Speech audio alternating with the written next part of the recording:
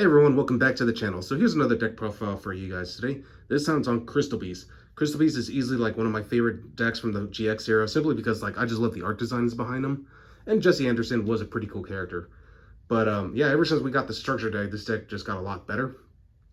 And there's just a lot of neat things you could do with it. With the, like if you want to go like a more control strategy, like Conclave Control, which what this deck is. Which is actually, if anything, that is probably the best way to play it. You can also play the Advanced Dark variant and all that.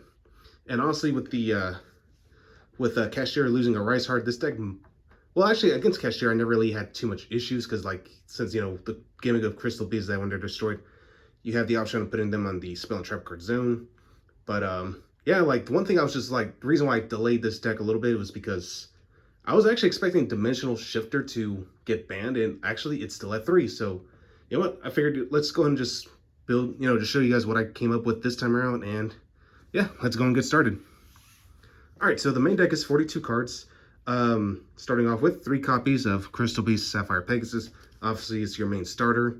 When it's normal or special summon, or actually, if it's just summon in general, you can place 1 Crystal Beast monster from your hand, deck, or graveyard to the Spell and Trap card zone face up. And then, yeah, if this card is destroyed, you can place it on the Spell and Trap card zone as a continuous spell. So, yeah, pretty good. Next, 3 copies of Crystal Beast Rainbow Dragon. This is probably going to be the one you'll place off of Sapphire Pegasus the most. And the main reason for that is that this card does actually have an effect while it's a continuous spell. So once per turn, you can banish this card from your Spell and Trap card zone, special summon 1 Crystal Beast monster from your deck, and of course its effects are negated. And also you can add a Rainbow Dragon directly from your deck to your hand, and you definitely want to play at least 1 Rainbow Dragon just to make one of your spells live, and so forth. And also this card does also have a sort of battle effect. Whenever you declare an attack with a Crystal Beast monster, you can special summon this card from your hand, and yeah, you just basically got yourself a free 3000k beat stick. So yeah, it's definitely something to consider. The only other Crystal Beast I'm playing is 1 copy of Cobalt Eagle, and of course 1 Ruby's Carbuncle. So yeah, like you're only going to be playing 7 Crystal Bees. Apparently this is going to be the way you generally want to play it because, yeah, like the whole idea is just to basically play Conclave Control with Beatdown and so forth. Like you basically just going to keep disrupting your opponent as many times as possible. And of course, let's not forget our 1 Rainbow Dragon because again, you are going to need that. And yeah, that's it. For hand traps, as already mentioned, because this card's still at 3, surprisingly, 3 copies of Dimension Shifter. This card's crazy because, like, if you have no cards in your graveyard, quick effect, you can just send this card from your hand to the graveyard, and it's basically Macrocosmo for 2 turns, at least until the end of your opponent's turn. So yeah, it's really crazy. But another cool thing about D-Shifter is that, yeah, it just hurts a lot of decks right now, especially like Unchained has been rising lately, and I'm surprised. Like I never expected Unchained to be this good right now, and even though Cashier lost a Rice Heart, this card is still very much viable. So yeah, it's nuts. Next up, 3 copies of Imperm, just because like it's just generic disruption. I wanted a main deck Droll and Lockbird, but unfortunately it does kind of conflict with the D-Shifter because Droll and Lockbird has to be sent to the graveyard, and if I use D-Shifter's effect at any given point, like if I had to choose between the 2, I'm probably gonna play D-Shifter the most because again, like Dragon Link, they're gonna adapt. I don't think that deck's entirely dead. Branded is still a deck, so like you definitely just want to try to force them from using their resources and so forth. And yeah, Droll and Lockbird's definitely a great card, but against Pearly, like Pearly can easily play around Droll, so that was just kind of like my logic behind it. So, but let me know in the comments of what you guys think. I will say this, at least though, is that Droll and Lockbird is in the side deck at least, just so if I actually do need it. Moving on to spells. Playing 3 copies of Rainbow Bridge. I mean, this card's pretty nuts because it adds any crystal spell or trap. 3 copies of Rainbow Bridge of the Heart. It's essentially double summon for your Crystal Beast. But yeah, like during your main phase, you can normal summon 1 additional Crystal Beast monster. During the main phase, you can destroy 1 Crystal Beast card you control or in your hand, and if you do, you can add 1 crystal spell or trap from your deck to your hand. If a Crystal Beast card or cards is placed in your spell and trap card zone, even during damage step, you can target 1 card your opponent controls, return both that card and this card back to your hand. So it's also got a form of disruption, which is really nice. Two Crystal Bond, like, I don't think you need three anymore, especially because Crystal Beast actually just got a new spell card, which we'll get to momentarily. But yeah, you basically add a Crystal Beast monster from your deck to your hand, and then you place one Crystal Beast monster with a different name to your spell and trap card zone. Two copies of Awakening of the Crystal Ultimates. Same thing before, like, I don't think you need to play this at 3 anymore, but you reveal one Ultimate Crystal, which basically would be your Rainbow Dragon, and then you can activate one of these effects. You can either take Rainbow Bridge from your, you can either add a Rainbow Bridge from your deck to your hand, or you can special summon a Crystal Beast monster from your hand, deck, or graveyard, or spell and trap card zone. So yeah, pretty good. And of course, if you happen to control Rainbow Dragon, you can activate both in sequence, but yeah, like, we're not going to be summoning out Rainbow Dragon. But the new card is one copy of Golden Rule. This card is always traded as a crystal card, so it's searchable. You can place 2 Crystal Beast monsters from your deck face up in your spell and trap card zone as a continuous spell. Then you can special summon 1 Crystal Beast monster from your hand or your graveyard with a different name than the cards you placed. And then you equip this card to the monster you summon, so it's really strong. When this card leaves the field, destroy that monster, and of course you can only activate 1 Golden Rule per turn. But overall, like, this card essentially gets you 3 Crystal Beasts right away, and yeah, it's really crazy. For the other spells, I'm running some fairly generic stuff here. Playing 3 copies of Pot of Prosperity. You're hardly going to touch the extra deck other than just your rank 4s mostly. I mean, you could go into some link plays if you wanted to, as you saw the IP Masquerena, but it really just depends on the situation.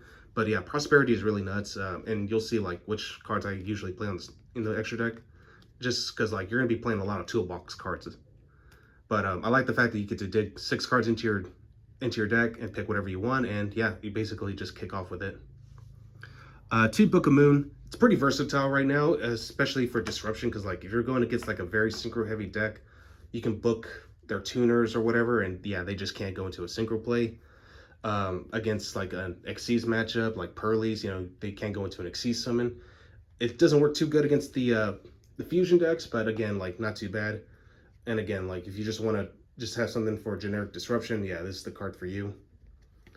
And also you can use it defensively too, so like if you need your Sapphire Pegasus to kick off and your opponent tries to Imparm or Veiler, you can just book your own Crystal Beast, and yeah, you're still going to resolve the effect, and if it's destroyed, it still gets placed in the spell and trap card zone. 2 Foolish Buried Goods, you know, we do have a main target for that.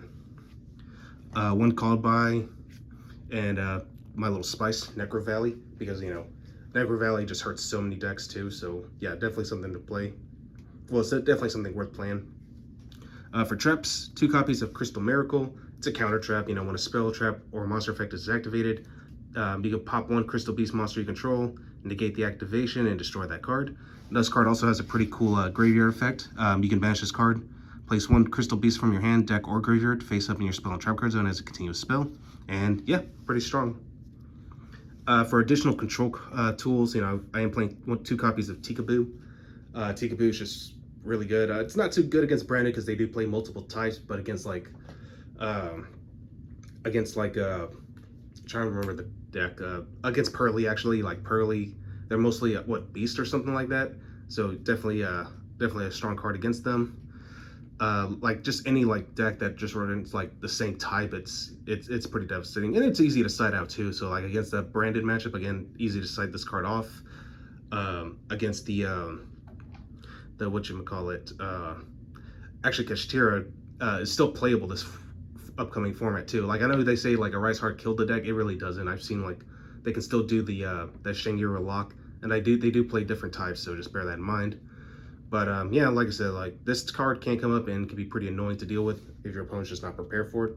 And yeah, it's not too bad. 2 Conclave, just 2. I was gonna play 3, but I was like, nah, I think 3 is just a little too much. Once per turn, if a face-up Crystal Beast monster you control is destroyed by battle or card effect, you can special summon 1 Crystal Beast monster from your deck. So it's a great way to bring out Ruby Carbuncle, funny enough. And then you can also send this face-up card from the field to the graveyard. Target 1 Crystal Beast card you control, 1 card your opponent controls, return them back to the hand. So yeah, of course you cannot activate these effects in the same chain. And finally, 1 copy of Rainbow Bridge of Salvation. This is probably going to be your main Foolish Burial Goods target, because you can banish this card, and then you can add any field spell from your deck to your hand. So yeah, this card is absurd, and I love it for that reason. I mean, a card that can search Necro Valley, yeah. All right, for the extra deck, as I said, there's going to be a lot of toolbox cards, but for the links, you know, play 1 IP Masquerena. Like, it can come up if I really needed to. Playing 1 Wind, since, you know, I am primarily playing wind monsters. But this is actually surprisingly good against the branded Chimera deck, because some of their monsters are actually wind. So, like, you can just steal a card from their graveyard, like the Cornfield Codal. Just like, yeah, if you just need an additional, like, link material, or if you just want to take their Chimera if they choose not to use their effect at any given point. Yeah, it's pretty funny. 1 Cross Sheep, 1 Unicorn, you know, Unicorn's just generically good. And of course 1 Axis Code Talker, just if I need to close out games. As I mentioned before, I do have a lot of targets for Pot of Prosperity, because, spoilers, I am siding out Super Poly, so I am playing like a fusion lineup, 1 Garura, Mud Dragon, Starving Venom, Dragostapelia, and finally 1 Draco Quest. This is just simply for anyone who's on Crimson Dragon and Baron DeFleur. So yeah, and also because we are getting that Red Dragon Archfiend deck coming out, they do play Baron DeFleur in that extra deck once, you know, people start building it. So better to be prepared than not. But again, like, if I ever need a side in Super Poly, it's got to be for the right matchup. So that's why I just, like, you know, these are usually the cards I tend to banish. For my Xyz lineup, which is probably going to be what I go into the most, I do want Baguska, Time Thief Redoer, Exiton Knight. I mean, it's crazy. Abyss Dweller, which actually might have gotten a lot better this format because a Rice Heart is no longer legal. So, like, against Unchained, as I mentioned before, actually this is pretty strong against Branded too, because, like, they can't use the Chimera Fusion Monsters Graveyard effect off of this. So, like, if you manage to resolve this first, yeah, you're set.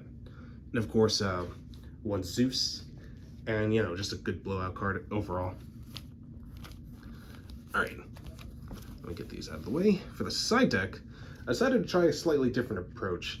I decided to tech in 3 copies of Winged Dragon of Raw Sphere mode, because some of the decks that I'm seeing, like, they sit on like 3 or more monsters.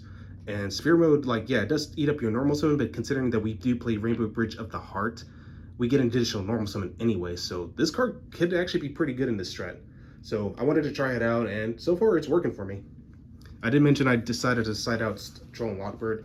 If I really do need it at any given point, I could always just side them in. But for now, like, again, like, I feel like I just feel more comfortable with it on the side than in the main. 2 Super Poly, again, it has to be for the right matchup. So right now it can be a bit niche, but if it does come up, it can come up in clutch. 2 Cosmic, 1 Harpy's Feather Duster, you know, just generic back row removal. 3 Evenly Match as a powerful blowout card. And of course, D-Barrier is still very strong right now because, like, again, it's going to be a lot of Synchro and Fusion decks going on right now. Pearly being the main Xyz deck, so yeah. Yeah, you could argue that Kashtira is a strong Xyz, and actually that's technically true because, again, like, even though they lost to Rice Heart, there are going to be ways for them to spam out Shangura, and they can still get multiple zones blocked out. So I've actually seen some footage of it, and it's crazy. But overall, hope you guys enjoyed this, and I will catch you guys again next time.